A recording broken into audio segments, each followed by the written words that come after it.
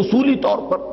یہ بات ثابت ہے کہ حضور پر جادو ہوا اور جادو کا کچھ اثر بھی آپ پر ظاہر ہوا اور اس کے ازالے کے لیے یہ صورتیں نازل کی گئیں۔ اس پہلو سے بھی یہ ثابت ہو جاتا ہے، اس لیے کہ جادو کا جو قصہ ہے نبی اکرم صلی اللہ علیہ وسلم پر، وہ میں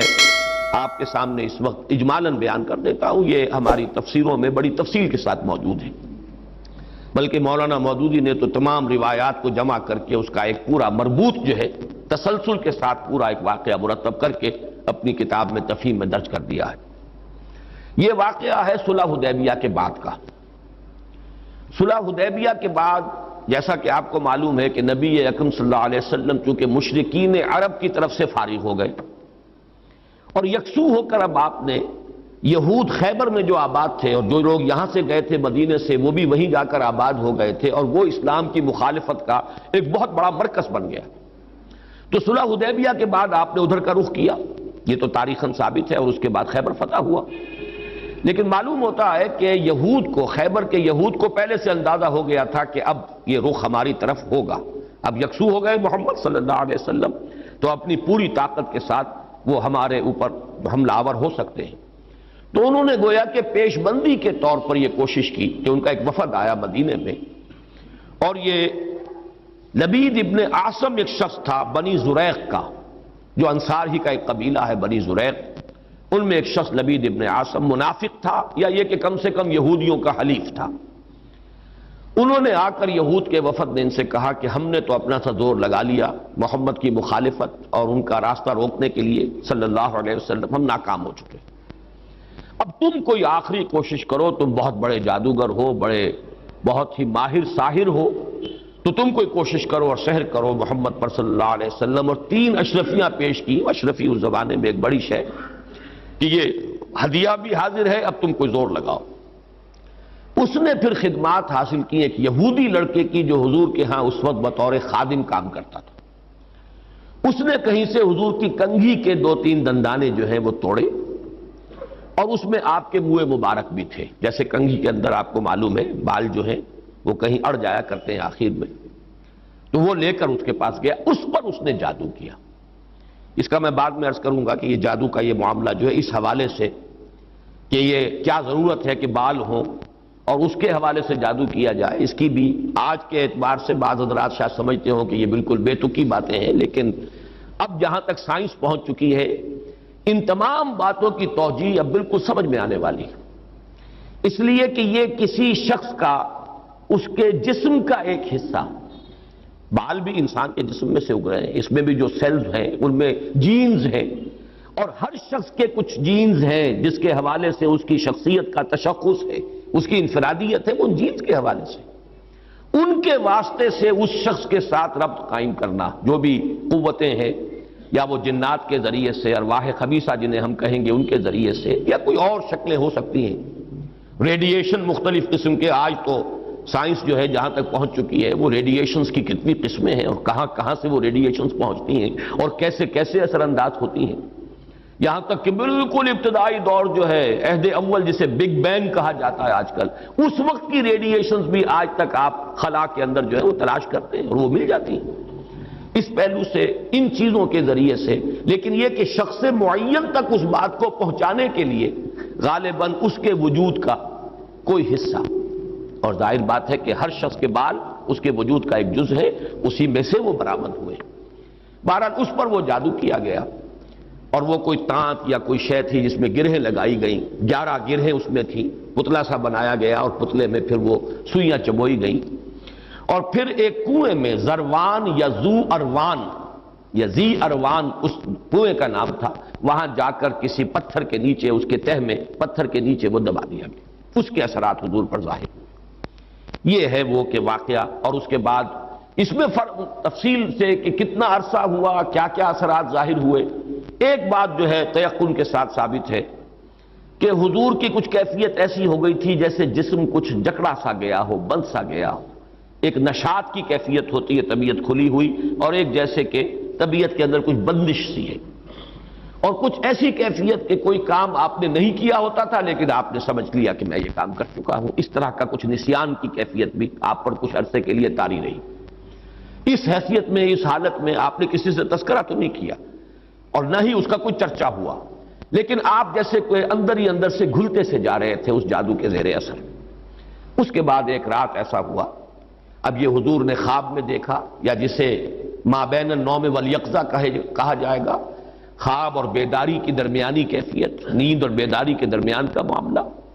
اس میں آپ نے یہ دیکھا کہ دو انسان آئے، دو فرشتے انسانی شکل میں، ایک آپ کے سرانے بیٹھ گیا، ایک پائیں بیٹھ گیا، اور ان کا مکالمہ ہوا۔ اس مکالمے کے ذریعے سے گویا کہ اللہ تعالیٰ نے حضور پر یہ ساری حقیقت بیان کر دی۔ انہیں کیا ہوا ہے، یہ بیمار ہیں، بیماری کیا ہے،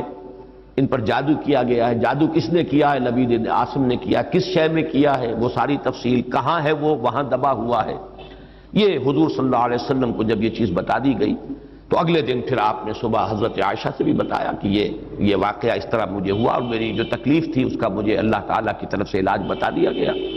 پھر آپ حضرت علی رضی اللہ تعالیٰ عنہ کو اور غالباً حضرت طلحہ کو،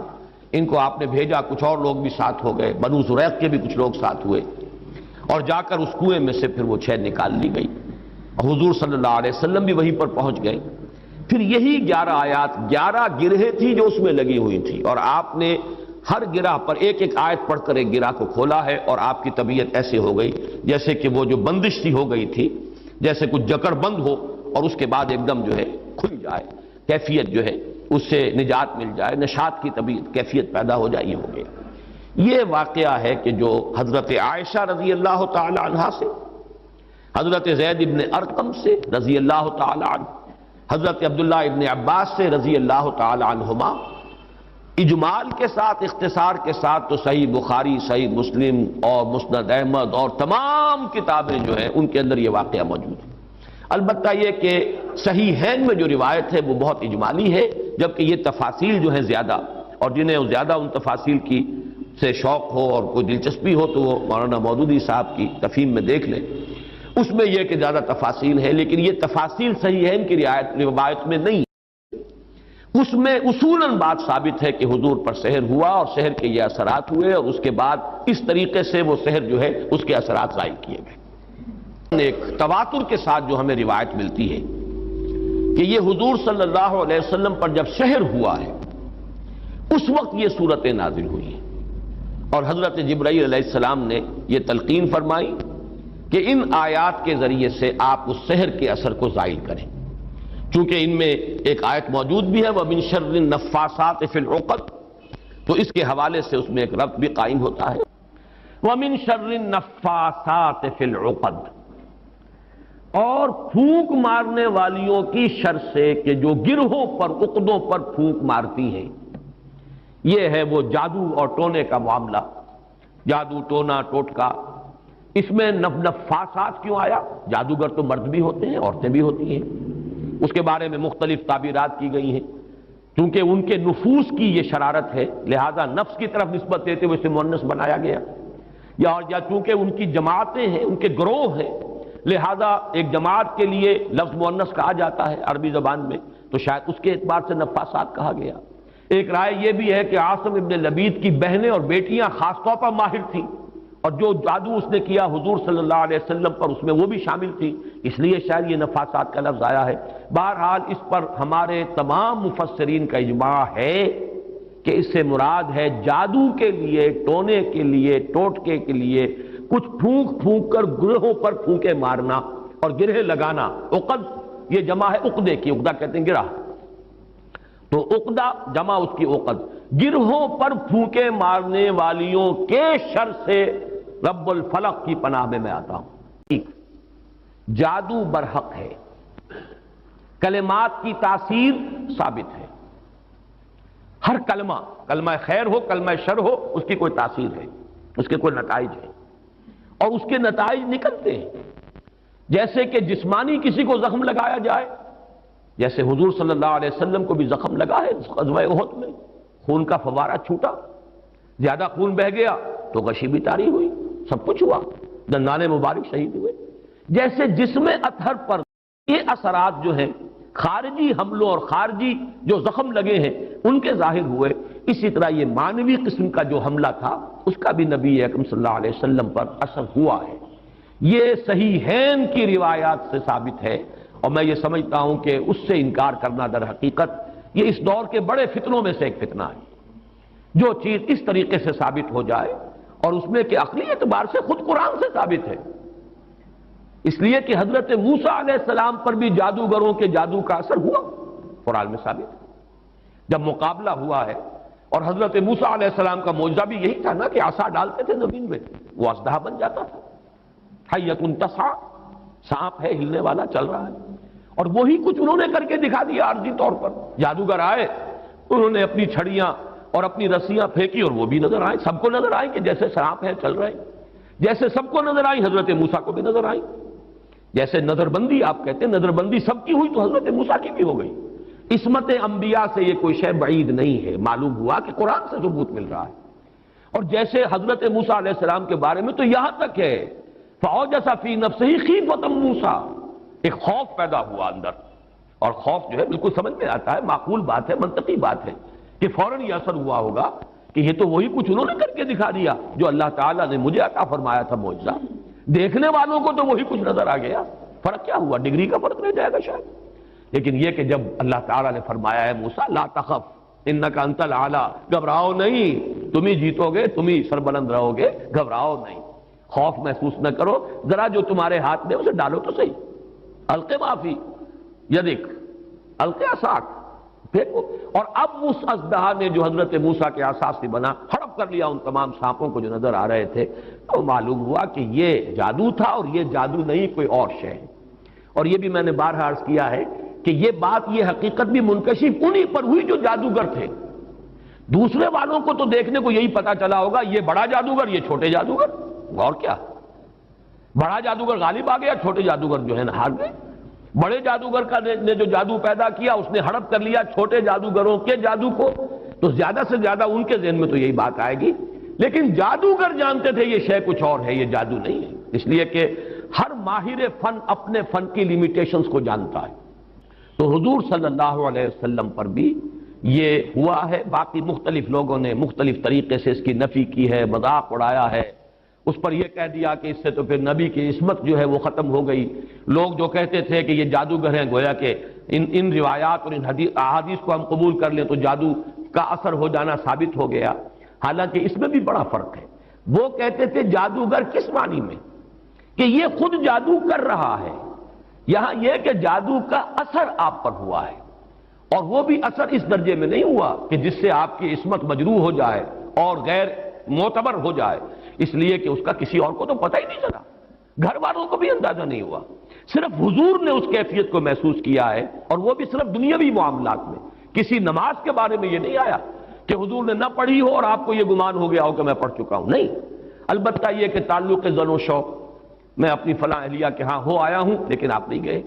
اس طرح کا کچھ معاملہ انسانی معاملات، خالص بشری تقاضوں کے ضمن میں، بشری معمولات کے ضمن میں تو یہ اثر ہوا ہے کہ آپ نے کوئی کام نہیں کیا لیکن خیال یہ کیا کہ کر لیا ہے. باقی یہ کہ جو کار نبوت ہے یہ ہے محفوظیت. اللہ تعالیٰ نے اس جادو کے اثر سے بھی جو آپ کا فرض منصبی ہے، آپ کے نبوت و رسالت کے جو پہلو ہیں ان کو محفوظ رکھا ہے، اس زمانے میں بھی، اس دور میں بھی جبکہ آپ پر یہ جادو کا اثر تھا.